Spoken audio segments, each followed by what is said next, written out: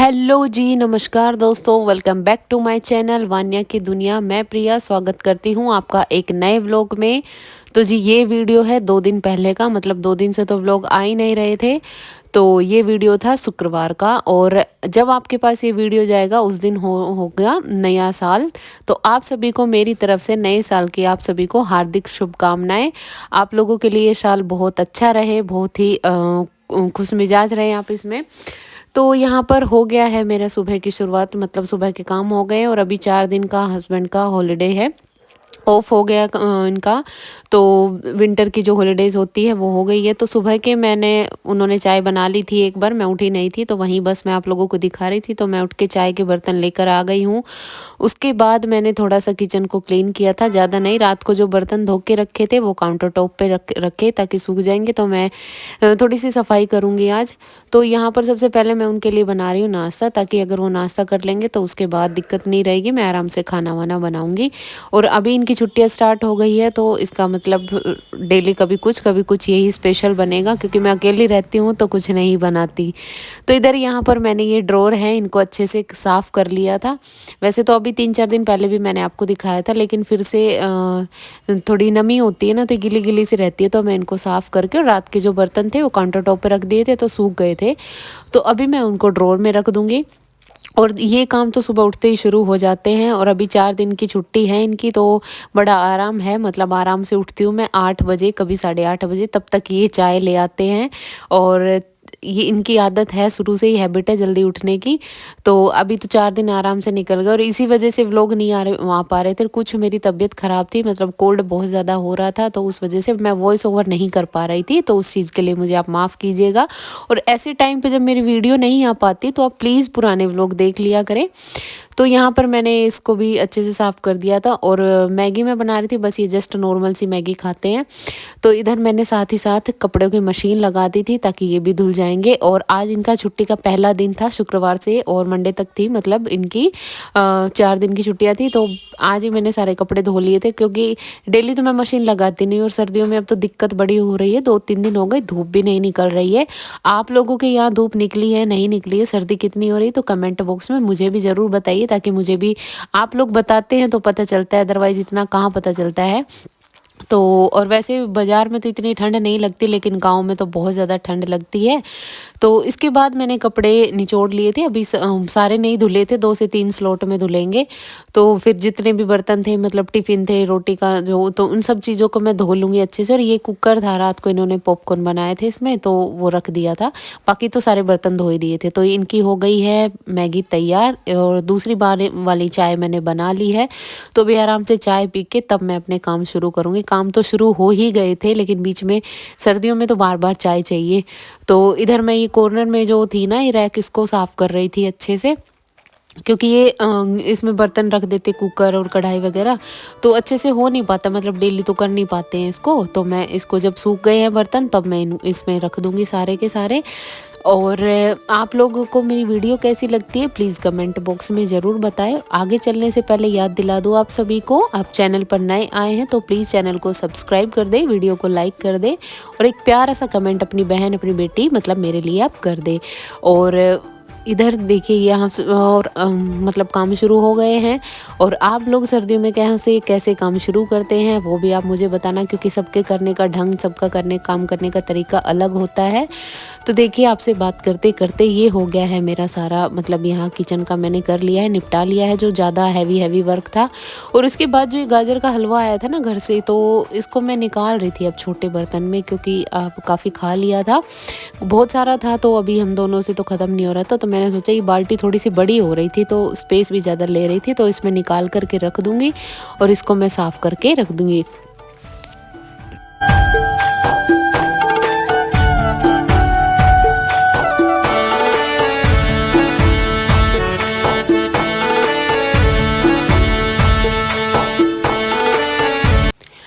और उसके बाद ये तो आप डेली देखते हो, काउंटर टॉप को क्लीन करना, टाइल्स को क्लीन करना। तो काफ़ी दिन हो गए। एक्चुअली क्या है कि मैं जैसे रसोई में एक केटली में पानी गर्म रखती हूँ, एक तो बर्तन साफ़ करने के लिए, दूसरा बार बार हाथ धोने होते हैं, तो ठंडे पानी में नहीं यूज़ करती क्योंकि वानों को ठंड लग जाती है, तो उसके लिए मैं केटली रखती हूँ।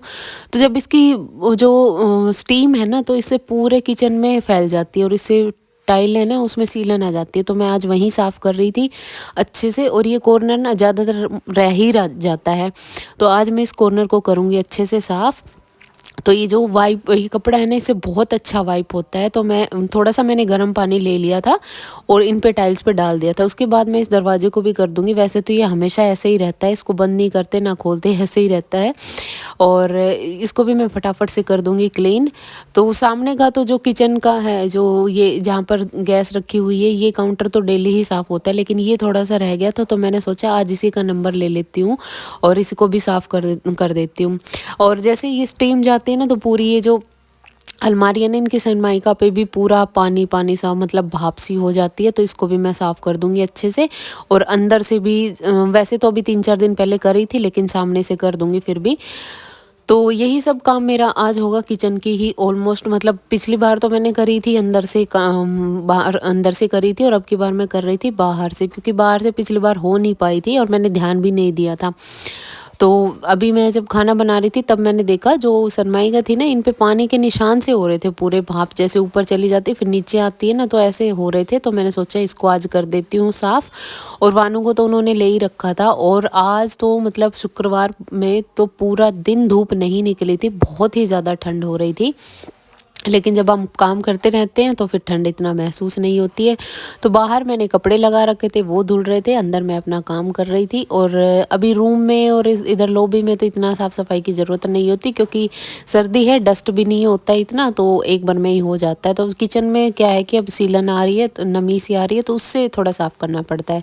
तो फिर इसके बाद मैं आ गई थी ये गैस वाले काउंटर को साफ़ करने, और साथ में ये टाइल्स है, तो अच्छे से इनको वाइप कर दूंगी, अच्छे से साफ़ कर दूंगी। और फिर यहाँ का जब मेरा काम हो जाएगा तो फिर मैं बाहर कपड़ों का करूँगी। और झाड़ू मैंने लगा ली थी पहले ही, और क्योंकि नीचे से झाड़ू लग जाती है, तो क्योंकि अभी मैं गीला काम कर रही हूँ, पानी वानी गिरता है तो कूड़ा फिर वो चिपक जाता है, बहुत दिक्कत होती है। तो झाड़ू मैंने लगा ली थी, वो आप लोगों से शेयर नहीं की वो, क्योंकि बहुत ज़्यादा बड़ा वीडियो है और आज आप लोगों के साथ मैं कुछ स्पेशल रेसिपी भी शेयर करने वाली हूँ।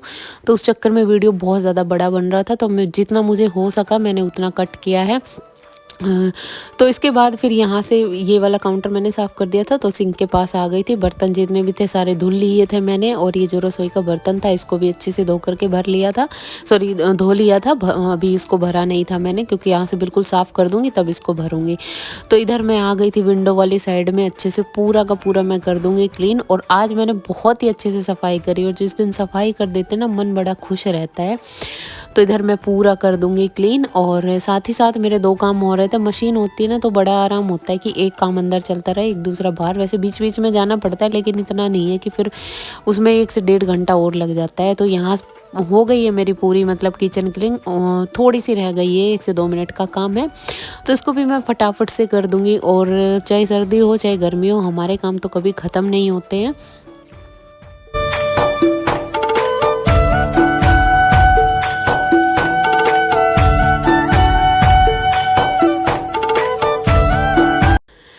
और फिर इसके बाद मेरा पूरा काम हो गया था और मैं नहा करके आ गई थी, पूजा वूजा सब कर ली थी मैंने। तो मैं डायरेक्ट आपको दोपहर का वीडियो बता रही हूँ, और मैं बनाने जा रही हूँ कड़ी कचौड़ी, जो बहुत ही टेस्टी बनती है, प्याज वाली कचौड़ी साथ में कड़ी। तो यहाँ पर मैंने 2 कटोरी मैदा ली है। 2 कटोरी हम 2 लोगों के लिए बहुत रहेगी, तो आप लोग ज़्यादा हैं तो 1 कटोरी एक्स्ट्रा कर ले, अदरवाइज़ 2 भी बहुत रहती है, क्योंकि 3-4 बच गई थी बाद में। तो ये मैंने आटा ले लिया है, सॉरी मैदा ले ली है। मैदे में मैंने थोड़ी सी अजवाइन डाल ली है और घी डाल लिया है। घी इतना डाला है मैंने मोयन के लिए कि आपको अभी मैंने दिखाया है जैसे लड्डू बन जाते हैं, तो इतना ले लिया है मैंने घी। और अच्छे से इसको मिला लूँगी, और गूंदते टाइम मैं आपको नहीं दिखाऊंगी, क्योंकि वैसे कड़ी कचौड़ी की रेसिपी है ना, वो मैंने पहले भी शेयर करी है, आप प्लेलिस्ट में जाकर अच्छे से देख सकते हो। फिर उसके बाद जो कचौड़ियों का आटा है वो हम नरम ही लगाते, कचौड़ी और जो पराठे होते हैं उनका जो आटा है वो नरम ही गूँथा जाता है, और धीमी आंच पर पकती है तो वो अपने आप टाइट हो जाती है। फिर मैंने आटा रख दिया है, थोड़ी देर रखा रहेगा, सेट हो जाएगा, तब तक मैं कढ़ी की तैयारी कर ली है। मैंने कढ़ाई में डाल लिया मैंने तेल, और ये दही था तो मैंने इसको मथ लिया, अच्छे से लस्सी बना ली थी। अगर दही ना हो तो इस वाली कढ़ी के लिए दही की कोई ज़रूरत नहीं है, बस आप वो टाटरी जो होती है वो मिला सकते हो, खट्टापन आ जाता है, पानी में भी बन जाती है। तो यहाँ मैंने 2 चम्मच एक कटोरी में ले लिया था बेसन। बेसन में कुछ भी नहीं डाला था, बस ऐसे ही हल्का सा मैंने पानी में से उसको मैश कर लिया था, ताकि आप पूरी लस्सी में डालो तो गुठलियाँ ना पड़े। तो मैं ऐसे ही करती हूँ, अलग से एक कटोरी में बेसन को अच्छे से घोल के तब बाद में मिलाती हूँ। तो यहाँ मैंने कढ़ाई में डाल ली थी मेथी 1 चम्मच छोटी वाली, और 2 हरी मिर्चें, तीखी वाली हरी मिर्चें डाल ली थी, इनका बहुत अच्छा फ्लेवर आता है।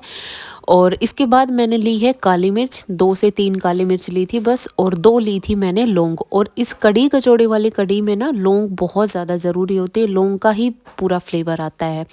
तो जो मैंने बेसन घोला था कटोरी में, तो वो मैंने जो दही था ना मैंने जो मथा था उसमें पूरे में मैंने मिला लिया है। तो अब इसमें लंग्स मतलब जो गुठलियाँ हैं वो नहीं पड़ेंगी। तो मैंने डाल दिया है, मेथी चटक गई थी, तो अब मैं डाल दूँगी इसमें कढ़ाई में ये, और अभी चलाती रहूँगी। और वैसे कोई ज़रूरत नहीं है, वैसे जब तक हम नमक नहीं डालते हैं ना कढ़ी में, उबाल आने तक हम नमक नहीं डालते हैं तो वो फटती नहीं है। तो मैं कभी भी मतलब ऐसा रेगुलर नहीं चलाती हूँ, बीच बीच में से ही चलाती रहती हूँ, और मेरी कढ़ी कभी फटती भी नहीं, क्योंकि मैं नमक जो है वो बाद में डालती हूँ।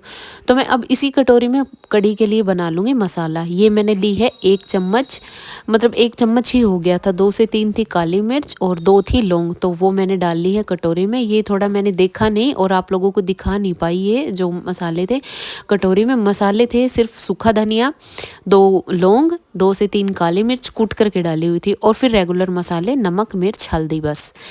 लौंग का ही फ्लेवर पूरा इसमें बहुत अच्छा आता है। और बाद में मैं डालूँगी लहसुन। लहसुन इसमें थोड़ा सा ज़्यादा डाला था मैंने, ज़्यादा डलता है इसमें कढ़ी में। तो बस यही सिंपल से नॉर्मल से बेसिक मसाले मैंने डाल दिए हैं, बस इसमें ज़रूरी था सिर्फ लौंग। तो इसके बाद मेरी कढ़ी में उबाल आ गया, अभी इसको 15 से 20 मिनट लगेंगी बनने के लिए, तब तक मैं कचौड़ी के लिए तैयार कर रही हूँ मसाला।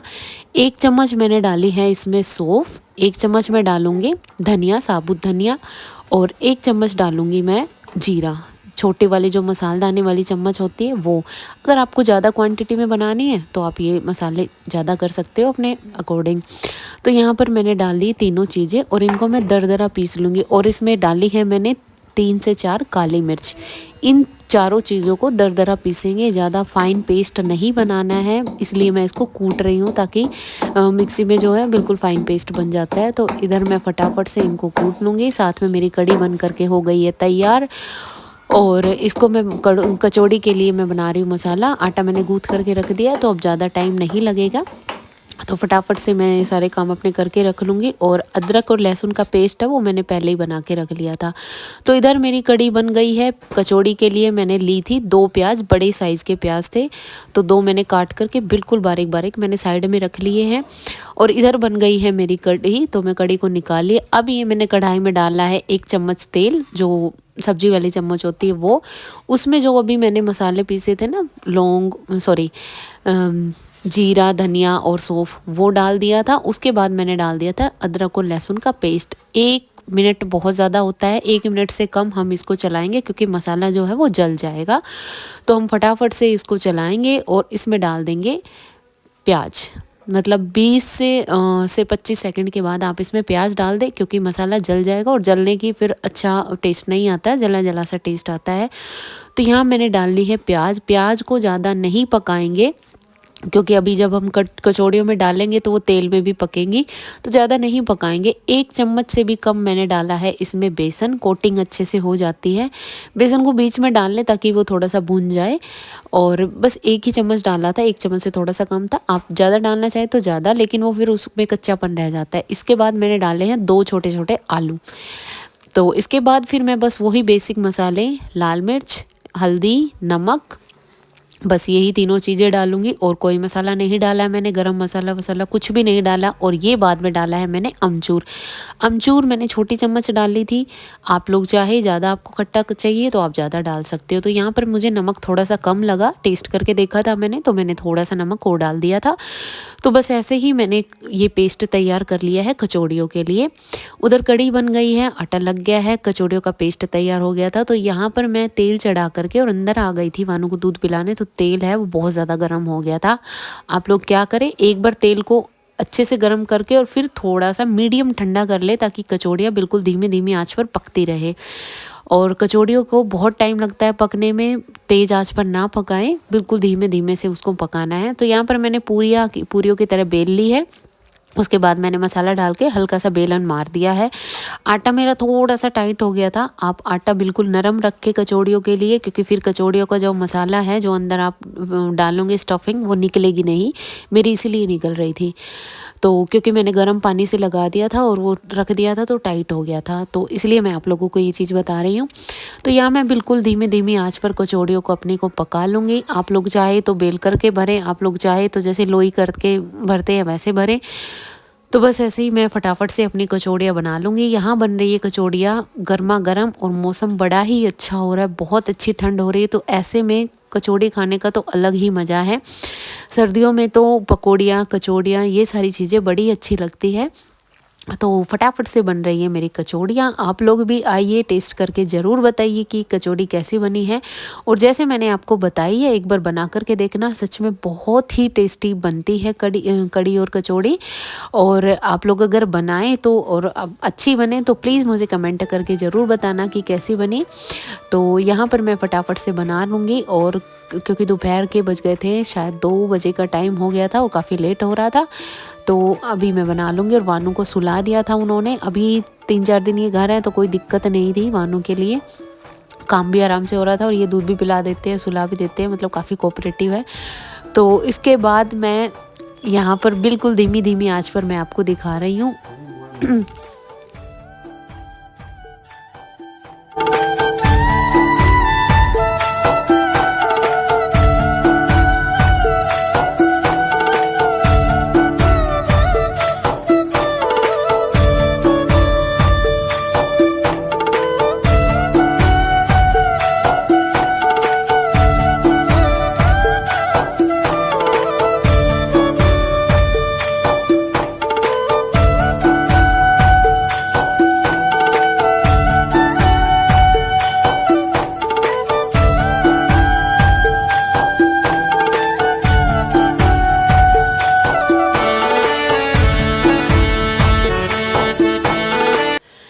तो जी इसी तरह से मैं सारी कचौड़ियाँ अपनी बना लूँगी। और ये प्लेट लग रही है आप लोगों के लिए। आप लोग आइए, टेस्ट करके बताइए कि कड़ी कचौड़ी कैसी बनी, और कमेंट में ज़रूर बताइएगा कि कैसी बनी।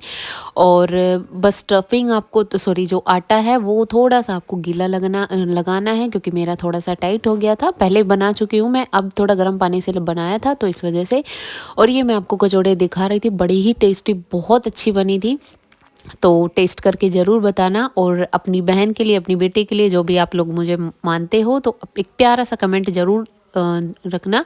और दोबारा से मैं आप लोगों को कर रही हूँ happy new year to my YouTube family. मिलेंगे नेक्स्ट व्लॉग में, तब तक